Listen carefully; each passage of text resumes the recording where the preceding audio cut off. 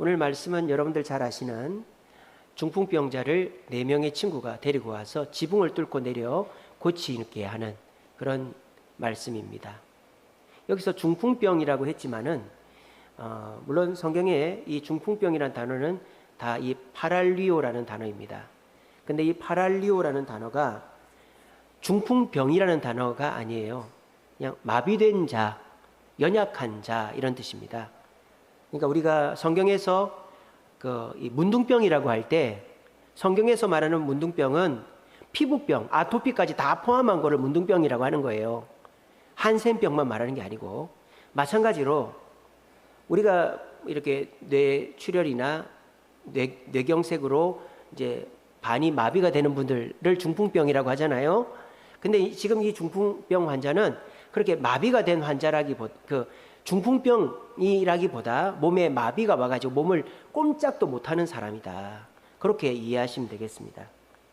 그래서 이 사람이 우리가 보통 중풍병이 오면은 반만 마비가 되니까 운동을 자꾸 하다 보면은 이제 걸을 수도 있잖아요. 우리 유종태 집사님이 그렇죠. 유종태 집사님이 중풍병이 왔는데 몸도 워낙 건장하신데다가 자꾸 그쪽에 그쪽에 산을 면목동 무슨 산이죠?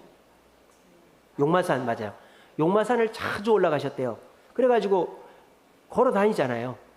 조금 불편하지만.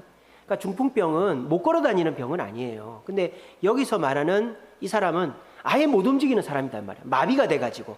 그러니까 이거는 중풍병이라기보다 이제 더 심각한 척추 장애 마비 그런 거라고 보면 됩니다. 그러니까 이 사람은 마비가 온 이후로부터 자기 스스로 움직일 수가 없으니까 자기도 자신을 포기했고 주변 사람들도 다 포기해버린 사람이죠. 얘는 마비가 왔다. 더 이상 회복될 기미가 없고 움직일 수가 없으니 우리가 해줄 건 아무것도 없다. 그냥 굶어 죽지 않게끔 먹을 것만 주면 되지. 이렇게 마비된 사람이 오늘 여기 중풍병 환자다라는 겁니다. 근데 모든 사람이 이 중풍병 마비된 환자를 방관한 것은 아닙니다. 가족도 이웃들도 친지들도 얘는 더 이상 희망이 없다. 그냥 굶어 죽지 않게끔만 하자. 방관하고 있었는데 이 마비된 환자를 방관하지 않은 사람이 있었어요. 바로 4명의 친구들입니다. 이 마비된 친구가 너무 딱했는지 이 4명의 친구가 어떻게 하든지 얘를 좀 도와줘야 되는데 그런 마음이 있었단 말이에요.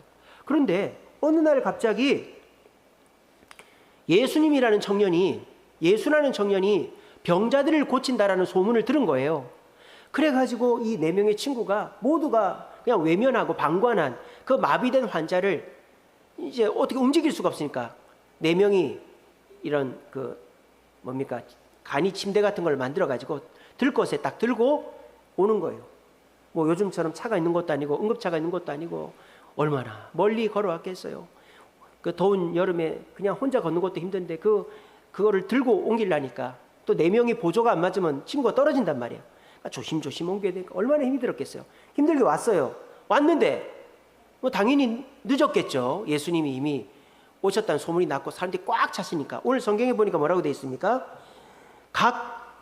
갈릴리의 각 마을과 유대와 예루살렘에서까지 지금 이 갈릴리입니다. 갈릴리. 근데 예루살렘에서까지 사람들이 왔어요. 일주일 걸려가지고 와가지고 뭘 바라고 있다? 병 고치는 능력을 바라고 있다. 모두가 예수님께 병 고침을 받으려고 이제 안달이 나가지고 거기 있는 거예요. 그러니까 그 사람들은 자리를 비켜줄 마음이 전혀 없는 거죠. 그래, 그 집안에 이미 사람이 꽉 차 있고, 죄송합니다, 제 친구가 마비가 와서 지금 좀 예수님께 가야 되는데 비켜주시면 안 될까요? 안 돼요. 아무도 안 비켜주는 거예요. 다 자기가 먼저 예수님의 치료를 받으려고 예수님 발치에서 1m도 떨어지지 않으려고 다 있는 겁니다. 그럼 이 4 친구가 포기할 법도 하잖아요. 근데 이 4 친구는 이 마비된 환자 자기 친구를 치료해줘야 되겠다는 절박한 마음, 사랑의 동기가 있었어요. 그래서 어떻게 합니까? 지붕을 뜯어가지고. 이스라엘은 비나 눈이 안 오잖아요. 여러분, 지붕이 왜 있습니까? 비나 눈 때문에 있는 거죠. 여러분, 우리 교회 옥상같이 이렇게 평평한 지붕 이런 데는 방수에 굉장히 취약하죠. 그죠? 그러니까 요즘은 방수를 그래도 잘하니까 지붕을 평평하게 하는 집들도 많이 있지만 옥상을 쓰려고. 옛날에는 어때요? 방수 이런 게 어디 있어요? 지푸라기 집인데, 기와집인데. 그러니까 지붕을 무조건 어떻게 해야 돼요? 세모나게 해야 되는 거예요. 눈비에 취약하지 않게끔. 심지어 저 핀란드나 노르웨이나 덴마크 이런 데는 눈이 엄청 많이 오니까 지붕이 어때요? 엄청 뾰족하죠. 왜? 이 지붕이라면 눈이 쌓이가 지붕이 내려앉는단 말이에요. 그러니까 지붕이 뾰족해야 눈이 자연스럽게 내려오니까. 지붕이 있다는 거는 눈이나 비가 많이 온다는 뜻이죠. 근데 지붕이 없다는 거는 이스라엘에 눈비가 안 오니까 지붕을 만들 필요가 없는 거죠. 그래서 지붕은 거주의 공간이죠. 계단이 바깥에 따로 있어요. 바깥으로 계단으로 올라가면 지붕에서 또 뭐 빨래도 널고 뭐 다른 일도 합니다. 그래서 그 지붕에 친구들이 올라가서 지붕을 뚫어가지고 친구를 끄집어 내렸어요. 그리고 예수님이 이 친구를 고쳐주시는데, 예수님이 이 친구한테 뭐라고 하죠? 네 병이 나았다 이럽니까? 뭐라고 그럽니까? 네 죄 사함을 받았다는 거예요. 야, 이거 참 당황스럽습니다. 여러분, 이 마비된 환자 친구가 예수님을 믿었다는 증거가 있습니까? 없습니까? 없죠. 근데 이 4명의 친구는 예수님을 믿었다는 증거가 있습니까? 없습니까? 있죠. 예수를 믿었으니까 이 친구를 고치려고 데려온 거 아니에요. 그러니까 이 4명의 친구는 분명히 예수님을 고쳐주실 수 있는 분이라고 믿고 왔고, 근데 마비된 환자 이 사람은 믿음이 있는지 없는지 몰라요. 없었다고 보는 게 맞는 것 같아요. 근데 믿음이 없는 사람, 예수님을 믿지 않는 사람이 어떻게 죄사함과 구원을 받을 수 있죠? 어떻게 받을 수 있죠? 그러면 부모가 목사면 자식은 다 천국 가겠네요? 아버지가 장로면 자식은 다 천국 가겠네요? 말이 안 되잖아요. 아니, 어떻게 친구의 믿음을 보고 이 마비된 환자를 고쳐줘요? 말이 안 되죠? 그래서 이게 성경의 난제 중에 난제다. 어떻게 친구의 믿음으로 그 환자가 죄사함을 받냐? 그래서 어떤 분들은 이렇게 해요. 그 마비된 환자도 속으로는 예수님을 믿고 있었을 거다. 그러니까 구원을 받았지. 그렇지 않으면 받을 수 없다. 근데 여기서 이 죄사함을 받았다라고 말할 때에 이 사람이고 이 친구가 믿음이 있었다는 증거는 하나도 없어요. 마비된 환자가. 에스겔서 18장 2절에 보면 아버지가 신 포도주를 마셨다고 아들이 이가 시다함이 어찌 됨이냐 이런 말이 있어요. 그렇죠? 아버지가 신 포도주를 마셨다고 아들이 이가 실 수는 없죠. 근데 지금 그런 상황이잖아요. 친구들의 믿음을 보고 이 마비된 환자가 나았잖아요. 죄사함을 받았잖아요. 이게 말이 안 되는 거죠. 자, 이게 말이 안 되는 얘기가 성경에 들어갈 수가 있습니까? 없죠. 우리가 이해를 못할 뿐이죠. 그래서 이게 왜 이렇게 된 사건인지를 제가 지금부터 설명을 해드리겠습니다. 지금 이 우리가 오늘 읽은 본문에서의 핵심은 죄사함과 병고침이 아닙니다. 지금 여기 모여있는 사람도 죄사함과 병고침을 원해서 온 사람들이지만 예수님은 이 사람들을 모아놓은 다른 이유가 있어요. 오늘 이 성경 제일 처음 시작할 때 나오는 등장인물이 누군지 봅시다. 17절에 보면 온 예루살렘에서 누가 왔느냐? 병자, 가난한 자, 과부, 고아가 온 게 아니에요. 여러분 보세요. 온 예루살렘에서 누가 왔는 줄 아세요? 바리새인과 율법 교사들이 왔어요. 그러니까 지금 예수님이 보통 병을 고칠 때는 가난한 자, 병든 자, 과부, 고아 이런 사람들이 온단 말이에요. 그러니까 이런 사람들은 예수님이 진짜 그냥 고쳐주는 거예요. 그리고 믿음을 물어보고 구원시켜주는 거예요. 그거는 진짜 예수님이 그런 과부, 가난한 자, 병든 자 이런 사람들은 고쳐주려고 죄 사함을 주려고 하는 거예요. 근데 지금 이 자리에는 누가 모여있다? 욕심만 가득한 사람들이 모여있단 말이에요. 어떻게 하든지 나도 뭔가 하나 깨달음을 얻거나 또 병고침을 받거나 아니면 저 예수의 무슨 문제점을 채잡기 위해서 온 사람들이 여기 가득히 욕심만 가득한 사람들이 모여있단 말이에요. 그러니까 이 사람들은 들것에 실려온 마비된 환자에게 길을 안 열어주는 겁니다. 아시겠습니까? 여러분, 동병상련이라고 있죠. 동병상련. 여러분 이렇게 배급받는 데 가면요. 누가 쓰러져 있으면 먼저 받으라고 그렇게 하죠. 동병상련이죠. 힘들고 어려운 사람이 있으면 힘들고 어려운 사람이 그 사람의 마음을 더 잘 압니다. 만약에요, 오늘 집에 가득 차 있는 사람이 병자, 과부, 고아, 노인 이런 사람이 있다 칩시다. 그러면 그런 사람보다 더 심각한 마비된 사람이 들것에 실려왔을 때 길을 열어줬을까요? 안 열어줬을까요? 당연히 열어주죠. 여러분들 같으면 열어주겠습니까? 안 열어주겠습니까? 당연히 우린 열어주죠. 우린 동병상련이 되니까. 근데 지금 여기 안에 있는 사람들, 바리새인과 율법교사, 서기관들은 욕심이 가득하고 내가 먼저 뭔가를 받아야지, 저 마비된 환자는 뭐 어떻게 되든지 말든지 방관자로서 있기 때문에 이들은 길을 열어주지 않은 겁니다. 이게 오늘 이 사건을 이해하는 키예요. 그래서 예수님은 지금 뭐를 하려고 하시느냐? 그 환자를 고치는 것은 그냥 도구일 뿐입니다. 도구. 이거를 통해서 이 바리새인과 서기관들을 깨우치게 하려고 예수님께서 이렇게 하시는 거예요. 자, 예수님이 왜 이렇게 하시는지를 제가 좀 더 여러분들 이해하기 쉽게끔 해드릴게요. 집안에 가득한 사람들은 어떤 사람들이라고요? 자기 욕심만 가득해서 양보하지 않는 방관자들이라고요. 그리고 그 마비된 환자 친구를 어떻게 하든지 살려보겠다고 절박한 마음으로, 사랑의 마음으로 예수님께 믿음으로 달려온 사람들은 그와는 대비되는 믿음의 행동을 하는 사람들이란 말이에요. 자, 이렇게 딱 되면 감이 오지 않습니까?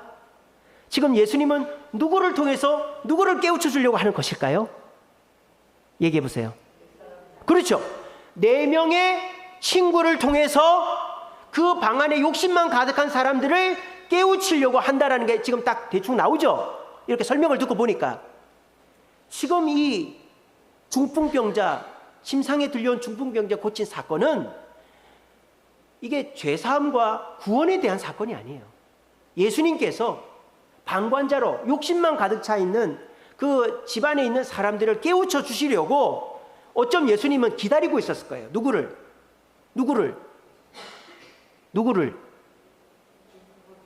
4명의 친구를 뭐 하려고? 그 방 안에 있는 사람들을 깨우쳐 주려고 하셨다라는 겁니다. 자, 그러면 여기까지는 다 이제 이해가 되시죠? 그 예수님은 이 방 안에 있는 사람들에게 무엇을 깨닫게 해주려고, 욕심만 가득하게 해가지고 바리새인과 서기관들에게 뭘 깨닫게 하려고 이 중풍병자가 오게끔 기다리고 그 지붕이 뜯어지는 그 난리 부르스 속에서 예수님은 기다렸다가 그 사람을 버젓이 너 이게 무슨 짓이냐, 이렇게 사람들 모이는데 예의도 없네, 무례 하네, 이렇게 하지 않고 그 지붕 뚫고 내려온 사람을 고쳐주시는 이런 충격적인 상황을 통해서 예수님은 이 바리새인과 서기관들에게 뭘 깨닫게 하시려고 하는가? 이 그 사건 속에서의 상황과 인물들은 상징적인 의미가 있습니다. 상징적인 의미. 첫째로 들것에 실려온 마비된 환자는 뭘 상징하느냐? 지금 이스라엘을 상징하는 거예요. 유대 땅을 상징하는 거예요. 지금 유대 땅이 어떻게 되어 있습니까? 식민지화되어 있잖아요. 로마의 식민지죠. 정치적으로, 군사적으로, 경제적으로 자유가 없어요. 마비가 되어 있다 이 말이에요. 유대 땅이. 아시겠죠? 유대 땅은 마비된 환자라는 것입니다. 마비가 되어 있는데 지금 아무것도 할 수 있는 게 없으니까 이 유대인들이 누구도 못 알아보는 거예요. 누구도 못 알아보는 거예요. 그토록 기다리던 메시아도 못 알아보는 거예요. 왜? 마비가 되어져 있으니까. 아무것도 할 수 없다라고 마비가 되어져 있으니까 지금 사실 그 방 안에 있는 사람들은 다 마비된 환자들이에요. 그러니까 자기들이 지금 마비된지도 모르고 욕심만 가득해가지고 앉아 있는 거예요. 근데 지금 예수님은 그 들것에 실려온 그 환자는 지금 마비된 유대 땅, 이스라엘을 뜻한다라고 이제 우리에게 가르쳐 주는 거예요. 자, 그러면 그 들것을 싣고 온 4명의 친구는 누구를 뜻할까요? 예수님 그 마비된 환자를 들것에 싣고 온 그 4명의 친구는 누구를 뜻할까요? 바로 예수님과 예수님을 따르는 제자들을 뜻하는 거예요.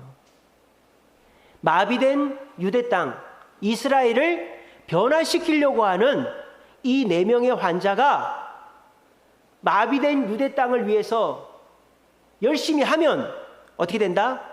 불가능한 일이 이루어진다라는 거예요. 이 불가능한 일이잖아요. 마비된 환자가 믿음을 고백하지도 않았잖아요. 근데 죄사함과 병고침을 받았잖아요. 이게 뭘 뜻하는 거예요? 이거는 그러면은 아버지가 장로면 아들도 다 구원받겠네. 그거는 그렇게 보는 게 아니에요. 이거는 예외적인 상황이라니까요. 여러분, 성경에는 예외적인 상황이 많죠. 성령 강림 보세요. 여러분, 성령 받을 때 불의 혀처럼 갈라지는 게 있고 급한 바람이 있고 머리에 불꽃이 이렇게 대롱대롱 있고 성령 받을 때 방언하신 분 계십니까? 순복음교회야 그런 분들 있을지 몰라도 없죠? 여러분들 마음속에 성령이 다 계시죠? 여러분 그러면 오순절 성령 강림 사건은 뭡니까? 오순절 성령 강림 사건도 어떻게 됐어요? 급하고 강한 바람이 불고 불의 혀같이 갈라지는 불이 각자 머리 위에 딱딱딱딱 있고 입에서 이상한 말 못 알아듣는 방언이 나왔는데 그러면 성령 강림 사건은 일반적인 성령 강림과 다르잖아요. 어떻게 봐야 되는 거예요? 그거는 성령 강림 사건의 예외적인 현상이라는 거예요. 그거 다 동의하죠? 여러분들도 동의하고 모든 신학자들이 더 동의합니다. 또 여러분 사람은 나이가 들면 어떻게 하죠? 죽어야 되죠? 사람이 죽지 않고 하늘로 갈 수 있어요, 없어요? 근데 간 사람이 성경에 있잖아요. 누가 있어요? 엘리야, 에녹, 예수님. 이 세 사람은 죽지 않고 하늘로 갔잖아요. 그러면 우리도 죽지 않고 하늘로 갈 수 있겠네요? 휴거 이런 거는 말도 안 되는 얘기예요. 여러분 이게 뭐예요? 성경에 예외적인 상황들이 한두 군데씩 나온다 이 말이에요. 여기서 믿음을 고백하지 않았는데도 죄사함을 받은 것은 믿음이 없는 사람도 부모나 친구의 믿음으로 구원 얻을 수 있다는 게 아니고 예외적인 상황으로 이루어진 거예요. 그러면 이런 예외적인 상황을 보여주는 이유가 뭡니까? 그만큼 우리에게 강렬하게 깨우침을 주시려고 하는 거예요. 오순절 성령 강림 사건이 일어난 이유가 뭡니까? 성령 강림을 강렬하게 인식시키려고 하는 거예요. 죽지 않고 하늘로 간 세 사람 우리에게 보여주는 이유가 뭡니까? 그들처럼 주님과 동행하면 너희들도 은혜를 받는다 이 말이에요. 이 마비된 환자가 믿음도 없었는데 죄사함과 육체의 고침을 받은 이유가 뭐다? 마비된 사람이라 할지라도 소망이 없는 사람이라 할지라도 그 사람을 위해서 절박한 마음과 사랑의 동기로 믿음의 행동을 하는 주변의 사람들이 있으면 그 사람에게 희망이 있다는 것을 우리에게 가르쳐 주는 것입니다. 여러분의 가족들 중에서 그렇지 않습니까? 아무리 교회를 가자 해도 교회를 안 나오고 속만 썩이고 뭐 TV에서 이상한 뭐 목사가 잘못됐네 교회가 썩었네 이러면서 정말 교회랑 점점 멀어지는 사람 볼 때 마비된 사람이잖아요. 여러분의 남편, 여러분의 자녀가, 부모, 형제가 그러면 그 사람은 주님께 못 나오겠네요? 아유 뭐 우리 남편은 우리 자식은 우리 아버지 어머니는 뭐 저렇게 교회 욕이나 하고 나 교회 가는 것도 반대하니까 예수 못 믿겠네. 아이고 그냥 포기하자 이래야 될까요? 오늘 이 4명의 친구처럼 하라 이 말이에요. 절박한 마음으로 주님 내 남편 지옥 가면 안 됩니다. 내 자식들 지옥 가면 안 됩니다. 내 부모 형제 지옥 가면 안 됩니다. 어떻게 해야 될까요? 어떻게 해야 될까요? 절박한 마음으로 기도하고 잘해주는 거예요. 나한테 욕을 해도 교회 가지 말라고 그래도 막 성경책 찍고 그렇게 해도 밥 차려주고 빨래해주고 잘했다고 해주고 잘해주는 거예요. 그렇게 사랑의 마음과 절박한 동기를 가지고 잘해줄 때 하나님께서 우리를 보시고 마비된 내 남편, 내 자식, 내 부모 형제를 기적적으로 아무 소망이 없는 사람을 변화시켜 주실 줄로 믿으시기를 바랍니다. 그 깨달음을 우리에게 주시려고 이 너무나도 이해가 안 되는 사건을 이 성경에 기록해 놓은 거예요. 이게 남의 믿음으로 구원 얻는다는 것을 여러분들한테 막 그렇게 얘기하려는 게 아니고 남의 믿음으로 절대 구원 못 얻죠. 왜냐? 여러분 성경의 전체적인 맥락을 볼 때 어떻습니까? 구원은 각자고 내가 믿음을 고백해야 구원한다. 성경 전체적인 맥락을 그랬잖아요. 근데 여기 한 군데만 내 친구의 믿음을 보고 이 친구가 구원을 얻었잖아요. 이거는 예외적인 거지 이거가 그냥 정설로 되는 건 아니다 이 말이에요. 아시겠죠? 그러면은 이런 무리수를 둬가면서까지 예수님께서 이런 사건을 우리에게 가르쳐 주는 이유가 뭐냐? 너희들도 4명의 친구처럼 절박한 마음으로 사랑의 동기로 남편을 방관자로 버려두지 말고 자식들을 방관자로 버려두지 말고 부모 형제 친구들을 버려두지 말고 방관자로 지내지 말고 절박한 마음으로 사랑의 동기로 최선을 다하면 소망 없는 내 남편, 내 자식, 내 부모 형제, 내 친구가 하나님의 놀라운 능력으로 은혜로 변화된다는 거예요. 이걸 우리에게 가르쳐 주려고 이런 너무나도 이해 안 되는 사건을 기록해 놓았다라는 것입니다. 여러분들은 마비되어 있는 남편, 자식, 부모 형제, 친구, 교회 욕이나 하고 더 이상 교회랑은 이제 아무 상관이 없을 것 같은 그런 사람들에게 방관자입니까? 아니면 4명의 친구입니까? 여러분들이 방관자로 있기 때문에 그 사람들이 변화되지 않고 있다는 사실을 알고 계십니까? 여러분들이 포기하고 있기 때문에 여러분의 남편, 자녀, 부모, 형제, 친구들은 변화되지 않고 있다는 사실을 알고 계십니까? 여러분, 방관자는 아무것도 할 수 없어요. 방관자는 나도 결국은 망하게 하는 사람이 방관자입니다. 근데요, 남을 변화시키려고 발버둥을 치는 사람은 어떻게 될까요? 남도 변화되겠지만은 결국은 내가 사는 거예요. 아시겠어요? 내가 사는 거예요. 여러분 살고 싶으세요? 방관자로 있지 마세요. 너는 너, 나는 나. 나는 내 할 도리만 하고 산다. 그러면 나도 죽는 거예요. 근데 여러분들 주변에 정말 변화 안 되는 남편, 아내, 자녀, 부모, 형제, 친구들, 지인들을 변화시키려고 잘해줬다가 선물도 줬다가 여행도 가줬다가 이렇게 했다가 저를 맞춰주고 막 기도도 해주고 막 별의별 짓을 다 했는데 변화가 안 될 수도 있겠죠. 그렇지만 그 과정 속에서 여러분들의 믿음이 성장하는, 그 과정 속에서 말씀을 읽고 기도를 하고 하나님 간절히 찾고 이렇게 할 때 내가 사는 거예요. 아시겠죠? 그러므로 우리 주변에 방관자가 있다는 것은, 우리 주변에 마비된 환자가 있다는 것은 우리에게 기회이자 더 좋게 말하면 축복이다라는 거예요. 여러분들이 거기까지 가는지 모르겠어요. 아이고, 속 썩이는 내 남편, 속 썩이는 내 자식들, 부모, 형제, 반대만 안 하면 다행인데 그 사람들이 축복이라고 아직 납득이 안 되는 분들이 계실 수도 있을 거예요. 하지만요, 여러분, 오늘 이 예수님께서 이런 어처구니 없는 사건을 통해서 우리에게 깨우쳐 주시는 것은 너희들에게 붙여준 그 마비된 환자가 너희들에게 기회이자 축복이다라는 것을 깨달으라고 오늘 저를 통해서 말씀을 주고 있는 것입니다. 여러분, 사람은요, 반응을 보이는 것은 좋은 겁니다. 사랑의 반대가 뭐죠? 사랑의 반대가 미움입니까? 아니죠. 사랑의 반대가 뭐예요? 무관심이잖아요. 여러분들이 누구한테 문자를 하고 전화를 했어요. 근데 전화하지 마세요. 뭐 이런다든지. 그 반응이 오면 그래도 나를 아직 기회가 있는 거예요. 근데 아예 연락 자체가 이제 차단됐다든지 아예 관심이 없다. 그러면 그 사람하고 나하고 이제 관계 끝난 거예요. 여러분, 사랑의 반대는 미움이 아니라 무관심입니다. 여러분들이 남편이 여러분들 교회 간다고 막 욕하고 막 여러분들 자녀들이 엄마는 밥이나 차려주지 어디 가냐고 이렇게 할 때 아유, 내 저놈만 없으면 내가 신앙생활 더 열심히 할 텐데 그런 생각 드십니까? 오히려 여러분의 남편과 자녀들이 변화의 막바지에 왔다라는 사실을 믿으시길 바랍니다. 그렇게 엄마는 왜 교회가, 아빠는 왜 교회가, 왜 그렇게 해, 나나 잘해주지 이런 말 하는 것 자체가 그 이제 서운함과 그 억울함만 해결이 되면 교회를 나오게 돼 있는 거예요. 그러니까 집에서 교회 문제로 자꾸 싸우고 집에서 교회 대화를 많이 하는 거는 안 좋은 게 아니에요. 그거는 아예 무관심보다는 낫고 이제는 교회로 나올 기회가 생겨가는 거예요.